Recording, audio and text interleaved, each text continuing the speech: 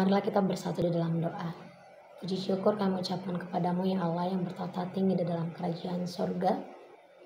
Terima kasih untuk setiap penyertaan dan kesempatan yang baru yang Tuhan berikan kepada kami hingga pagi hari ini. Tuhan, kiranya Engkau berkatilah kami seluruhnya jemaat-Mu dalam lindungan-Mu, dan kiranya Tuhan yang memberikan kami hati yang bijak dan iman yang kuat hingga kami boleh beroleh kebijaksanaan menjalani hari-hari kami dalam satu hari ini. Kami serahkan hidup kami melalui renungan pagi hari ini ke dalam tangan-Mu. Berfirmanlah Bapa, karena kami sudah siap mendengarkannya. Amin. Selamat pagi untuk kita seluruhnya jemaat Tuhan yang terkasih. Yang menjadi nats firman Tuhan bagi kita hari ini diambil dari kitab Daniel 2 ayat 44. Beginilah dikatakan.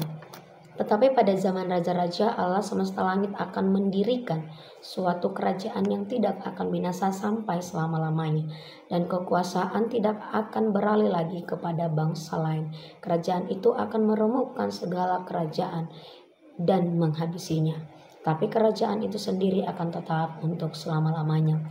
Alai ditiki hina rajaon ni akarajai paderioni debatam na disurgoi sadahara jaon naso tarpatupa ro disaleleng-leleng na gonggoman na pe dang pasahaton na tu bangso na asing ropuhan na dot aiso ut saluhut aka harajoni jala pasikonon na alai hoddo anggona sasadai ro disaleleng-leleng na. Demikian firman Tuhan. Bapak, Ibu, Saudari yang terkasih di dalam nama Tuhan Yesus Kristus, dalam nats hari ini berbicara mengenai mimpi Nebukadnezar. Dan dalam nats perikop hari ini, pada zaman raja-raja sangatlah penting untuk menyadari kedatangan Mesias yang akan terjadi selama kerajaan keempat. Ini adalah mengapa kepercayaan hal itu menunjukkan pada inkarnasi Yesus di Bethlehem selama penduduk Romawi di Palestina. Karena itu raja-raja ini akan merujuk pada kaisar-kaisar Romawi abad pertama dan bukan raja masa depan. Sedangkan kata mendirikan suatu kerajaan yang tidak binasa dalam hal ini berhubungan dengan milenium yang merupakan periode waktu tertentu. Ini terlihat pada ruang lingkup yang lebih luas dari sejarah di mana kerajaan Allah akan didirikan ketika Mesias akan mendirikan suatu kerajaan yang abadi. Bapak, Ibu, Aminan, Saudari yang terkasih, dalam nas ini dikatakan bahwa kerajaan yang dimaksud di sini ialah kerajaan yang didirikan oleh Allah itu sendiri yang sifatnya tidak akan binasa dan kekuasaan tidak akan beralih lagi kepada bangsa lain. Bukan hanya itu, dalam nats ini juga dikatakan ia akan meremukkan dan menghabisi segala kerajaan yang sebelumnya, tetap selama-lamanya kerajaannya tidak akan tergantikan oleh siapapun. Artinya kerajaan yang didirikan Allah dalam nas ini adalah kerajaan yang begitu kokoh yang tidak digantikan atau dapat dikalahkan oleh siapapun, bahkan sampai selama-lamanya. Citra kuat yang sama ini juga dikatakan dalam Daniel 7 ayat 14. Oleh karena itulah Bapak, Ibu, Saudari yang terkasih di dalam nama Tuhan Yesus Kristus, sesungguhnya kita sudah melihat bagaimana Allah sendirilah yang mendirikan kerajaan itu yang tidak akan pernah binasa, yang sifatnya kekal. Bahkan dia akan mengalahkan dan menghabisi segala kerajaan yang lain.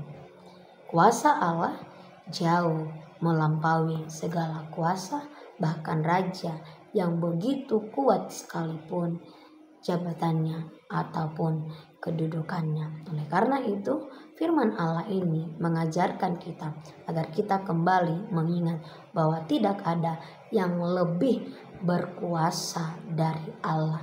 Tidak ada kerajaan yang abadi selain kerajaan Allah, dan tidak ada kekuatan yang dapat melebihi kekuatan Allah itu sendiri. Maka dari itu, melalui penafsiran mimpi Daniel, marilah kita dengan kerendahan hati dan tidak mementingkan diri sendiri, karena kita takjub akan kerajaan yang Allah bangun, sebagaimana kekaguman raja terhadap Daniel yang